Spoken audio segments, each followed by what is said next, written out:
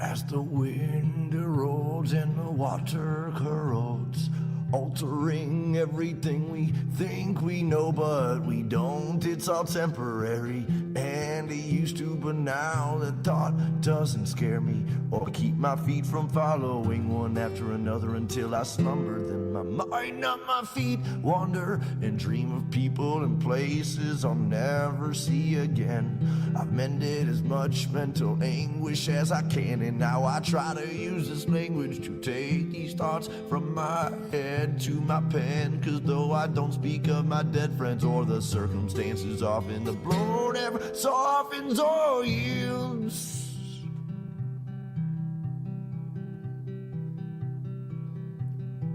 I'm in a desolate field, lonesome stargazing, night blazing, chasing traces of remembrance and reverence of relevant friends and acquaintances, and faceless and nameless names and faces. And while my mind is racing through these photo albums and quotations, all these people and places far from me, for only land and stars I see when I'm outside of the mile-high city, which is not my city, for I was born 1,000 miles northeast of there, in the land of beer and lakes and pistol fire on MLK's birthday, where there is no minorities and segregation's mandatory. But that's a whole nother story altogether, and no matter the weather or hardships that any place brings, I'll still laugh when people shiver and say it's freezing, or say, hey, no, wait, I already had 18 mixed drinks, but I guess it's a Midwest thing, and I'm a mess from a dirty city and brought most of this filth I've gathered with me. Welcome to another week of Experience Annie Weins Live. And today, we're going to be talking about motivation. That's right. A lot of people look at me as a motivational, inspirational speaker. Not really the case. What is the case is that I find language within me, and I'll tell you about it today, that will motivate you in those times when you need a little kick in the ass. Coming up after the verse.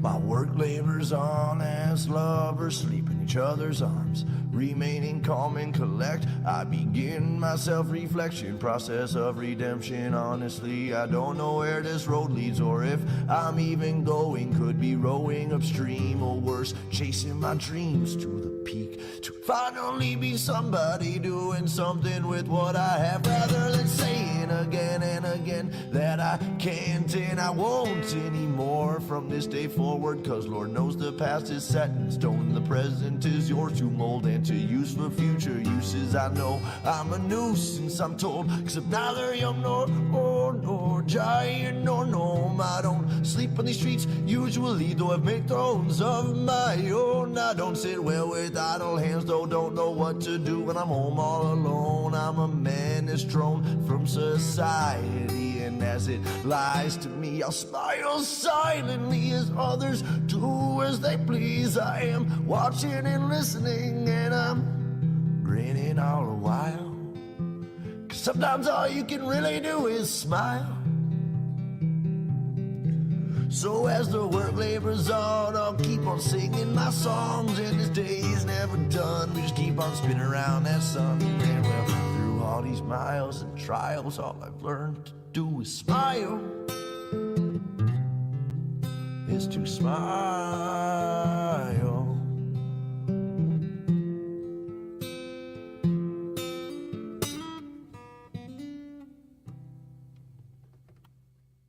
Welcome to another week and another opportunity for us to come together and learn together about a way that we can take over and take control of our lives so that we become the victors of our stories versus the victims of our circumstance. As always, I kick off the show with a moment of gratitude.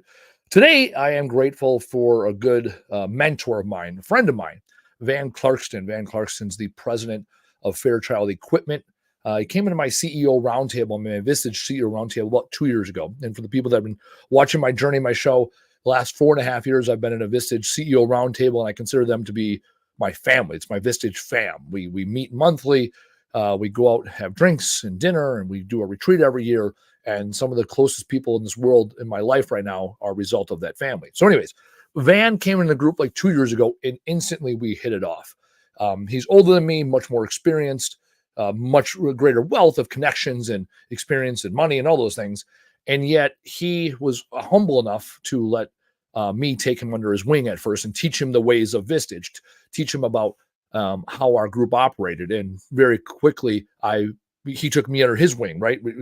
Reverse the roles, and he's mentoring me as a better business leader and father. And when we go on retreats, I'm single, he's got a wife, and he always makes point to make sure I'm included, when the couples are doing coupley things. And so I really appreciate that.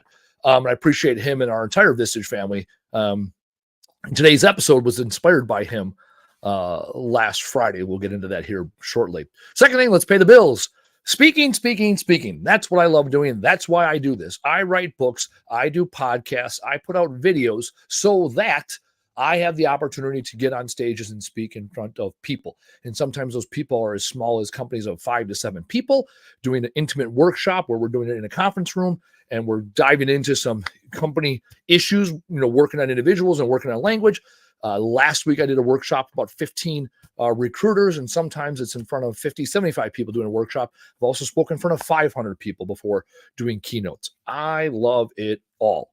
So what I'm doing recently is the language of leaders, a little twist, or I changed things up a little bit. Instead of the language of leadership, it's now the language of leaders, and we're talking about the way that leaders speak.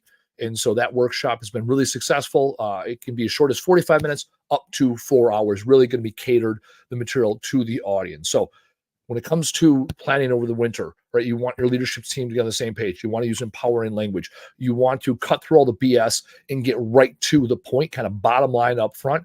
You want to use empowering language. You want to weed out the people that are full of excuses and denial. That's the workshop for you. So whether you or a company needs that type of kick in the ass, I'm the guy for it. So the Language of Leaders workshop, taking it nationwide. So I will travel, the opportunity to put that on with the REMA, the Recycled Materials Association, at the Best Young and Brightest, where I got my sweet ass Yeti mug from, and other places. So that's the workshop the people are really honing in on. So that's the workshop. All right, let's get to what we're going to get into today. And it's all about motivation. So we talk about motivation. There's 2 basic types of motivation. This is where Van comes in the story. Last week, we did an exercise on habits, and we're talking about extreme ownership, which is a great book. I've read the Cliff Notes version, and this morning I ordered 5 copies for our team because we're going to read it yet this quarter. So extreme ownership. We're really talking about habits, and then what's preventing you from putting together good habits, right? Productive habits that reach your goal versus habits that take away from your goal.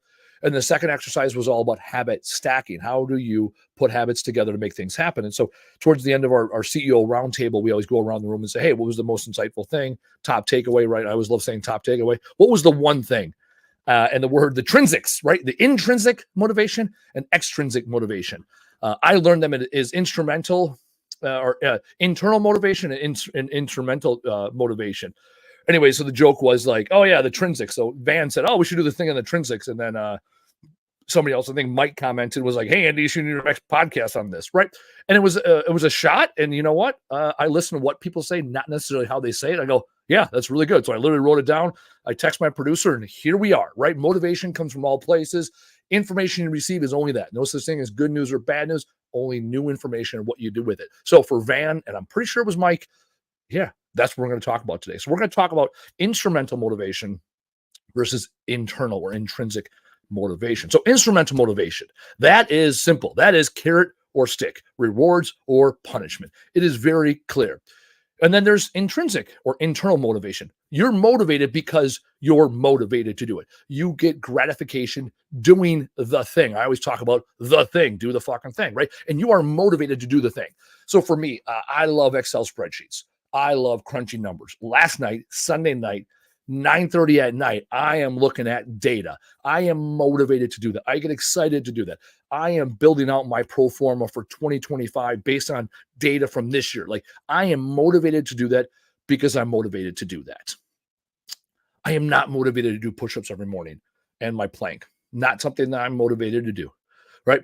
I've been talking about this for months, right? Thinking, talking, trying, all you're doing is lying. That's what I've been doing. I have been talking about doing push-ups and planks every morning, and I have not been doing it because I've been lying to myself and others about the thing I'm going to do, and I never do it. And there's research behind that. The more you talk about the things you're going to do, the less likely you are to actually do them. Now, talking about what you've done will motivate you, and talk about what you're doing next, not the big thing, right? This is what I'm doing tomorrow. This is the next step in the journey will motivate you. Talking about things in the future does not do it. That's why I refrain now about talking about my goals, because I read that a few months ago and I go, okay, how do I, right, exercise judiciousness, right? How do I hack life to make life simpler for myself? So anyways, that's why I do these things. Okay, so we're talking about habit stacking. So this is what I came up with and I figured out, and this is how language plays a role. So my push-ups and my plank, my goal is to do them every morning before I leave my house. So from I wake up to I leave my house, I do push-ups and plank. And it's relevant, right? We talk about SMART goals: singular, measurable, obtainable, relevant, time-bound, right? Singular, specific. We'll say specific. Push-ups and plank, right? Measurable, yes or no, I did it. Obtainable, yes, I am capable of doing it. Is it relevant? Yep. I'm 40 and I want to stay in shape. And I'm stopping playing volleyball this winter. So, right, it's relevant, right? You can't tone it, tan it, and the sun's going away. So it's relevant. Time bound. Yes, every day I will do this between this time and this time. I've been talking about it for months, and I have not been doing it for months. That's a fact, Jack. Okay. So the beautiful thing is I can beat myself up about what I haven't done, or I can get motivated about what I'm going to do. Similar to a couple weekends ago, I had nothing on my schedule and ended up cleaning out my entire garage. Because I made the bar so low, I was able to achieve it. My goal was to get nothing done. I got something done, so I got excited about the 3 or 4 or 5 things I got done versus the list of 10, and I only got 5 things done. I only got half of the things I wanted to get done. So again, you want to change your life, start with your sock drawer. Mr. Dr. Jordan Peterson says that, right? And here we go. This is how simple this is. I figured it out, right? Mind you, this is a very expensive CEO roundtable. Doing these retreats, we meet once a month. We do all these social activities. And it took a 45-minute exercise on habit stacking for me to finally make a commitment to myself about doing my push-ups and my plank. So I figured out what stops me. When I first wake up, I want to go to the bathroom. And then once I go to the bathroom, I make my cup of coffee. Go make my cup of coffee. I come back. I start getting ready. And by the time I start getting ready, the last thing I want to do is stop what I'm doing to do push-ups and plank. I want to be very efficient with them. I want to keep going. And I keep giving myself excuse. I get up first thing. I'm like, not alive yet. Right. And once I leave my bedroom, I'm like, nope, I'm already moved on with my day. Right. And so I thought about this. Okay, what happens? I go make my cup of coffee. I go back in my bedroom. I fart around for 2 minutes. And then I go back to retrieve my cup of coffee.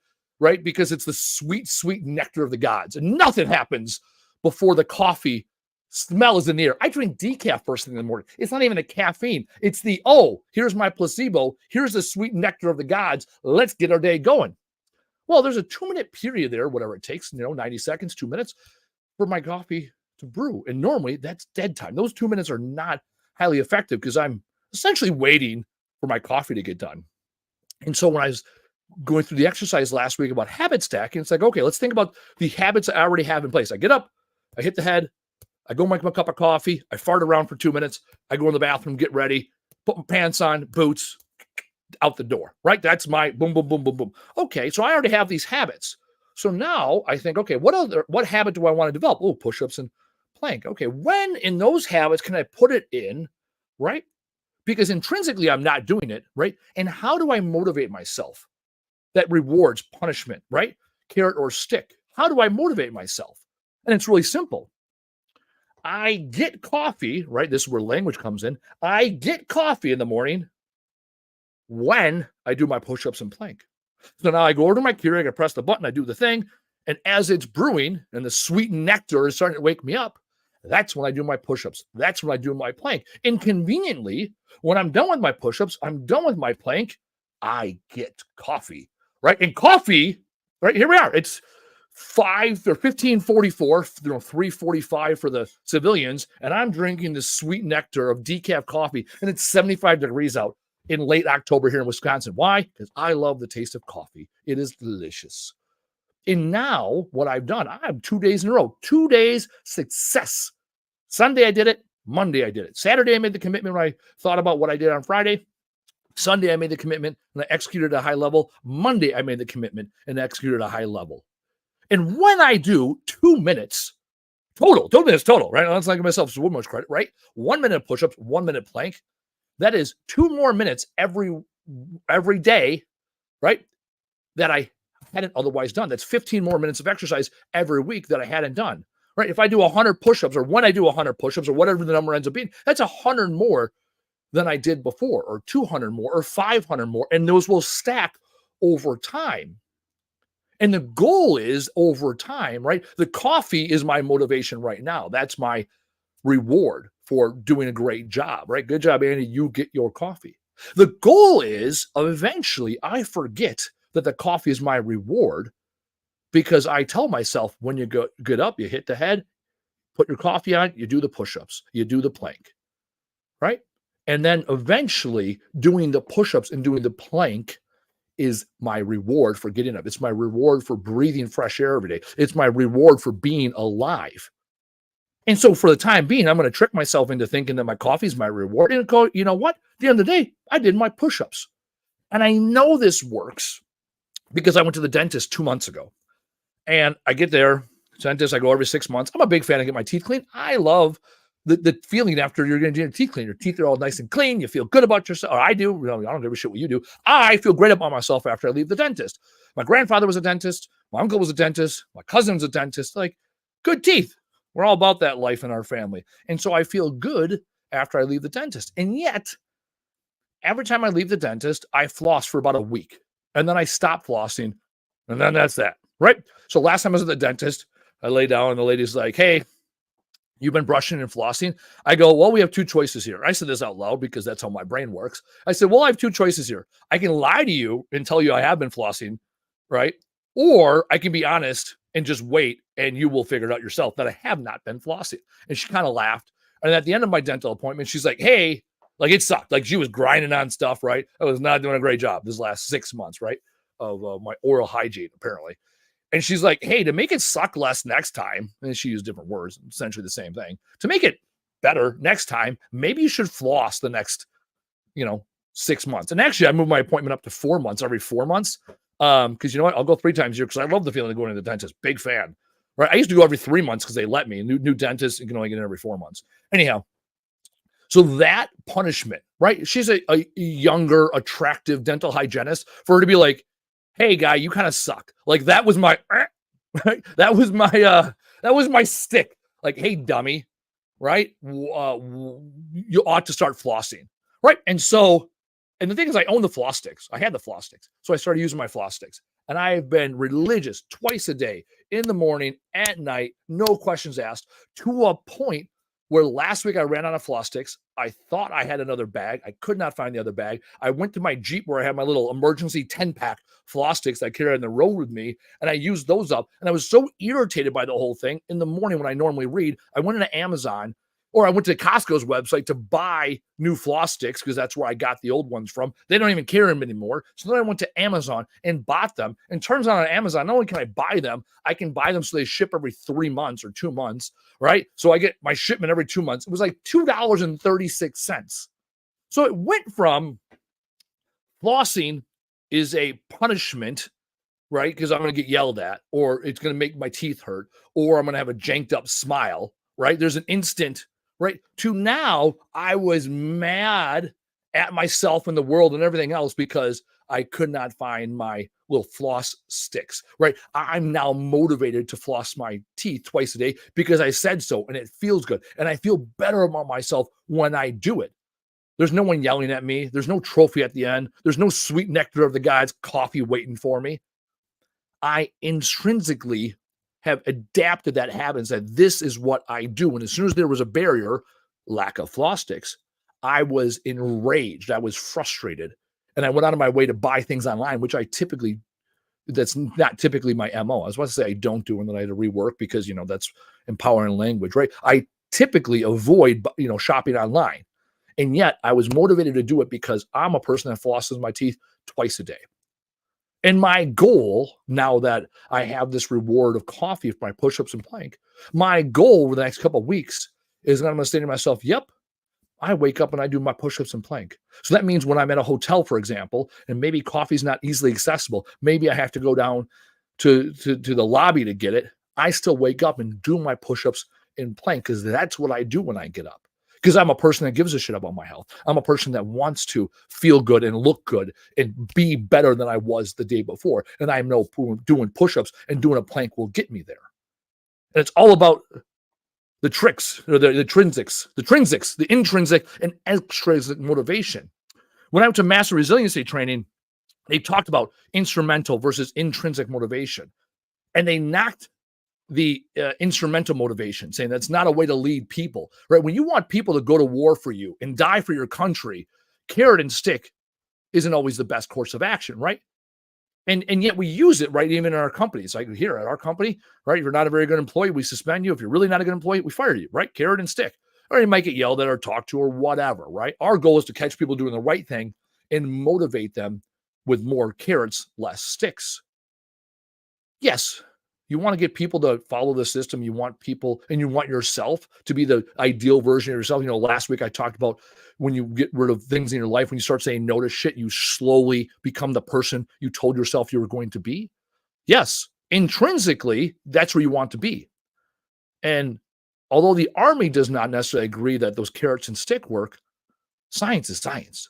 When you give yourself those rewards, when you give yourself those punishments, when you tie a result to an activity, you are more likely to do the activity.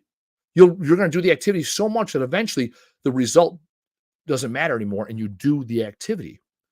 And so if I can life hack, when I can life hack myself into saying, I get coffee when I do my push-ups and plank, I do my push-ups and plank. How I got there is less significant, right? I'm not going to beat myself up because I tricked myself into giving myself coffee. I'm going to reward the fact that I did the thing. My mentor and business coach, Mervyn Bird, told me about this a few months ago.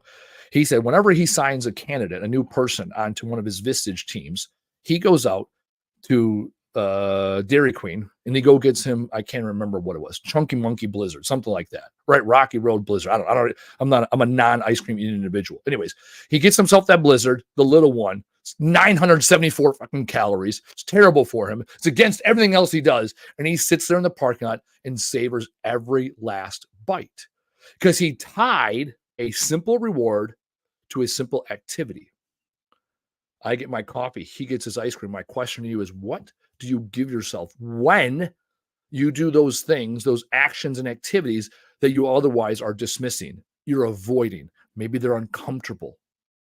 Give yourself that reward, and not like a week or two from now, not like, maybe sometimes. No, make it very clear. Start there with the reward. Hey, I get coffee, I get ice cream when I do my push-ups and plank, when I sign a candidate. Start with the good stuff. Get yourself motivated, because now the when is not an if, it's a when. I get coffee when I do my push-ups and plank. It's very simple. That's how I live my life. And so my challenge to you, ladies and gentlemen, is that. What is it you are avoiding? You can spend all day calculating and understanding and figuring out why you're avoiding something. Or you can go and do the fucking thing.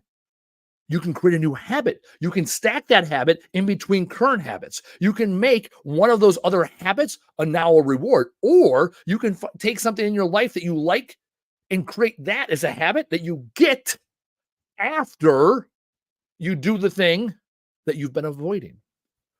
So that's my question to you, ladies and gentlemen. That's the question I want you to answer for yourself. Sit back, analyze your life, right? We always know that self-awareness is the second step. Self-reflection is the first step.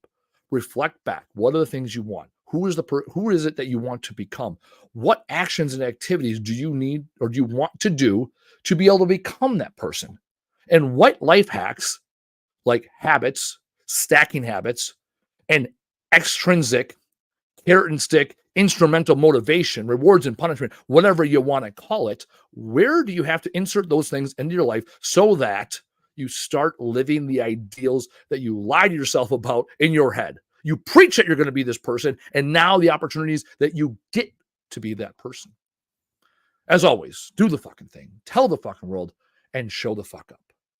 We'll see you next week. Through all these miles and trials, all I've learned to do is smile. Is to smile.